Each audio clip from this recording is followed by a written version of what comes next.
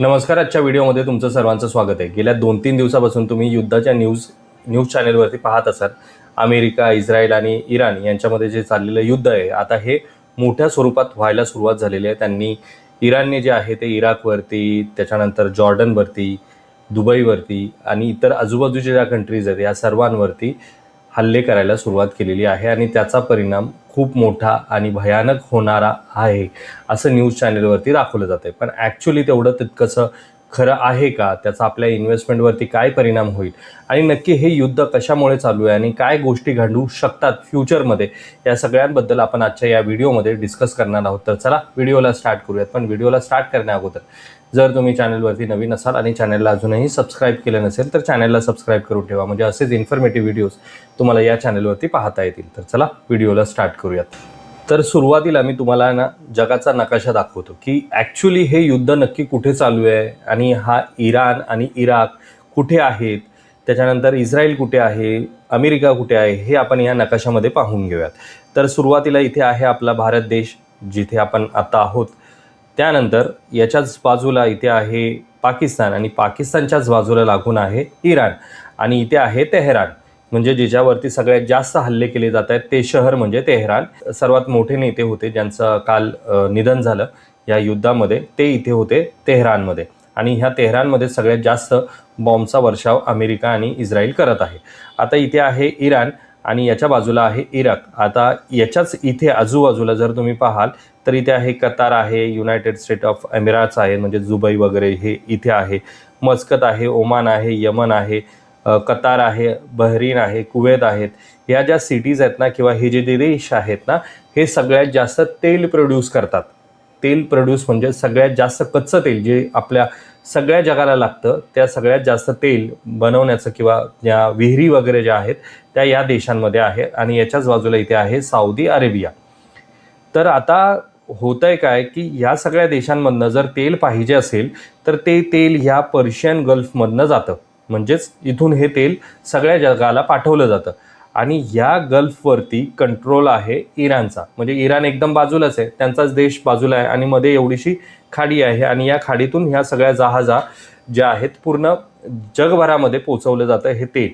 आता जर इराणने ह्या गल्फ जे पर्शियन गल्फ आहे त्याला जर बंद केलं किंवा पूर्णपणे थांबवलं किंवा तिथे हल्ले करायला सुरुवात केली तर तेल जे पूर्ण जगामध्ये पाठवलं जाणार आहे ते तेल पाठवलं जाणार नाही किंवा ते तेल दुसऱ्या कंट्रीजमध्ये जाणार नाही आणि त्याचा परिणाम इतर देशांवरती होणार. कारण की तेल महाग झालं की सगळ्याच वस्तू महाग होतात ना. म्हणजे समजा आज पेट्रोलचा दर आहे 100 रुपये आणि तो अचानक 150 रुपये झाला तर गावावरनं जो भाजीपाला आपल्याकडे येणार आहे त्या भाजीपाल्यामध्ये हा जो काही खर्च आहे तो ॲड होणार आणि मगच तो भाजीपाला आपल्यापर्यंत पोहोचणार.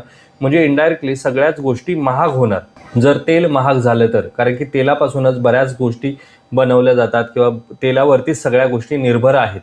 म्हणजे केमिकल्स असतील किंवा आपण ज्या मोठ्या मोठ्या मशिनरीज चालवण्यासाठी किंवा मोठ्या कंपनीज चालवण्यासाठी लागणारं जसं काही मटेरियल आहे ते सगळं ह्या ऑइलमधूनच प्रोड्यूस केलं जातं आणि त्याच्यावरती सगळ्या गोष्टी निर्भर आहेत. सगळ्याच गोष्टींवरती परिणाम होणार आणि याचा इम्पॅक्ट शेअर मार्केटवरती आणि जगातल्या सगळ्याच आर्थिक व्यवस्थेवरती होणार.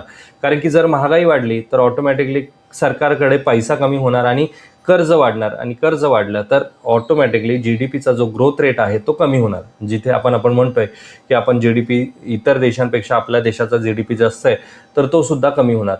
म्हणजे थोडक्यात काय तर सगळ्याच परिणाम सगळ्याच देशांवरती होणार. फक्त एका देशावरती म्हणजे युद्ध चालू आहे अमेरिका आणि इस्रायलचं तर त्यांच्यावरतीच परिणाम होणार असं नाही, सगळ्याच जगावरती त्याचा परिणाम होणार. म्हणूनच सगळ्या जगाचं लक्ष या युद्धावरती चालू आहे आणि हळूहळू आहे ना वेगवेगळे देश आता या युद्धामध्ये सामील व्हायला सुरुवात झालेली आहे. इथे आहे इराण, इथे आहे इराक, इथे आहे इस्रायल आणि त्याच्यानंतर जे नाटो देश आहेत ज्याला आपण युरोपियन कंट्रीज असं म्हणतो ते Ireland, Portugal, Spain, Italy, France, Germany हे देश इकडे या साईडला इथे तुम्हाला पाहायला मिळतील. युक्रेन वगैरे जे आहे ते इथे आहे आणि रशिया आणि युक्रेनचं ऑलरेडी युद्ध चालूच आहे. आणि इथेच याच्यात थोडंसं इकडे ह्या साईडला आलं तर इथे आहे युनायटेड स्टेट ऑफ अमेरिका. आता हा इराण काय करायचा की इराण हा पहिल्यापासूनच अमेरिकेचा कट्टर दुश्मन आहे आणि त्याला अमेरिका अजिबात आवडत नाही आणि तो अमेरिकेला वारंवार धमकी देत आला होता की आम्ही तुमच्यावरती मिसाईल सोडू शकतो, आमची मिसाईलची पॉवर तुमच्यापर्यंत आहे. आता जर इथून मिसाईल सोडली आणि ती तिथपर्यंत जर जात असेल तर याचाच अर्थ इस्रायलवरती ती जाणारच आहे आणि इस्रायलचा सुद्धा सगळ्यात मोठा दुश्मन हा इराणच आहे. आता ह्यामुळे काय होत आहे की अमेरिका आणि इस्रायल जवळ आले आणि त्यांनी इराणवरती जे हल्ला सुरू केला, त्यांनी सांगितलं की तुम्ही एवढ्या मोठ्या मिसाईल्स ठेवायच्या नाहीत आणि त्याच्यावरनंच हा वाद वाढत गेला आणि ऑटोमॅटिकली आता दुसरे जे आजूबाजूचे युरोपियन कंट्रीज आहेत त्या कंट्रीजला सुद्धा वाटतं की जर इराण अमेरिकेवरती हल्ला करू शकतो तर आमच्या देशांवरती सुद्धा हल्ला करू शकतो. तर ऑटोमॅटिकली सगळ्या देशांनी आता अमेरिकेला आणि इस्रायलला सपोर्ट करायला सुरुवात केली. आता इराणच्या साईडने कोण आहे तर इराणच्या साईडने आहे चायना आणि रशिया. या दोनच कंट्रीज आहेत मोठ्या ज्या इराणला सपोर्ट करतायत आणि थोड्याफार प्रमाणामध्ये पाकिस्तान. पण पाकिस्तान स्वतः काय करू शकतो हे आपल्याला माहिती आहे. आपण एवढी युद्ध केली त्यांच्याबरोबर आणि प्रत्येक युद्धामध्ये पाकिस्तानची हारच झालेली आहे आणि आता सध्या तो देश सुद्धा अफगाणिस्तान बरोबर युद्ध लढत आहे. त्यामुळे पाकिस्तान काही सपोर्ट करणार नाही त्यांना. पण तरी सुद्धा इराणकडे भरपूर प्रमाणामध्ये ड्रोन आणि मिसाईल्स आहेत ज्याचा वापर तो करतोय आणि इराण काय करतोय, इतर जे देश आहेत, जे मुस्लिम देश आहेत त्यांच्यावरती हल्ला करतोय कारण की त्या देशांमध्ये अमेरिकेचे बेस आहेत आणि ह्या बेसवरती तो हल्ला करतोय. पण बेसवरती न हल्ला करता तो आता त्यांच्या रेसिडेन्शियल प्लेसेसवरती, हॉटेल्सवरती वगैरे हल्ला करायला सुरुवात करतोय आणि इनडायरेक्टली आता त्या देशांनी सुद्धा ठरवलंय की आता इराणला धडा शिकवायचा आणि इराणवरती युद्ध करायचं. तर हा सगळा सिनॅरिओ चालू आहे. आता या सगळ्या गोष्टीचा परिणाम इनडायरेक्टली स्टॉक मार्केटवरती झालेला आहे आणि जर आता तुम्ही स्टॉक मार्केट बघितला, आता मी हा व्हिडिओ शूट करतोय त्यावेळेस वाजले 1:30 आणि 1:30 वाजता मार्केट जवळपास 1500 पॉईंटने खाली आलेलं आहे, ज्यामध्ये ऑटो सेक्टर खूप जास्त पडलेलं आहे. याच्या अगोदर जी AIC न्यूज आली होती त्यामुळे IT सेक्टर पडलं होतं, आता ऑटो सेक्टर पडलेलं आहे आणि इनडायरेक्टली सगळ्याच मार्केटमधले सगळेच सेक्टर्स पडलेले आहेत. त्यामुळे आता असं वाटायला लागलं आहे की ज्यांनी 1.5 वर्षापूर्वी, 2 वर्षापूर्वी, 3 वर्षापूर्वी इन्व्हेस्टमेंट केलेली असेल म्युच्युअल फंडच्या माध्यमातून किंवा स्टॉक्समध्ये जरी केली असेल तरी ते सगळे जणांचे जे स्टॉक्स मार्केटमधली इन्व्हेस्टमेंट आहे ती रेडमध्ये झाली. म्हणजे -10,000, 20,000, 30,000, 50,000, 1 लाख रुपयापर्यंत सुद्धा मायनस जाऊ शकतात, एवढी इन्व्हेस्टमेंट मायनस गेलेली असेल. तर आता हे होतंच आहे. गेले जेव्हापासून हे ट्रम्प साहेब सत्तेवरती आलेले आहेत आणि त्यांनी जे काही सुरुवात केलेली आहे अमेरिकेला पुन्हा एकदा ग्रेट बनवण्याची, त्यामुळे ह्या सगळ्या गोष्टी घडत आहेत आणि त्यामुळेच स्टॉक मार्केटसुद्धा खाली पडत आहे. पण हे कंटिन्यू राहणार नाही, कित्येक वर्ष तरी चालणारं नाही आहे. हे कधी ना कधी संपणार आहे कारण की कोणताही देशाला युद्ध जास्त काळ चालू ठेवणं परवडणारं नाही. कारण की ऑटोमॅटिकली एखादी मिसाईल सोडतोय तर त्याच्या पाठीमागे कित्येक करोड रुपयाची मिसाईल ती असते आणि ती सोडली जाते. त्यामुळे त्याच्यासाठी लागणारा खर्च हा त्या देशाला करावा लागतो, इतर देशांना नाही. त्यामुळे कोणत्याही देशाला परवडत नाही की ते युद्ध लांबपर्यंत चालावं. त्यामुळे येणाऱ्या काळामध्ये सगळे जे इतर देश जे आहेत ना ते हे युद्ध थांबवण्याचा प्रयत्न करतील आणि युद्ध थांबेल आणि मार्केट पुन्हा स्टेबल होण्याचा प्रयत्न करेल आणि मार्केट स्टेबल होईल. ह्या गोष्टी होतच असतात. कोणत्याही प्रकारची जर तुम्ही इन्व्हेस्टमेंट करताय ना तर ह्या गोष्टी होतच असतात.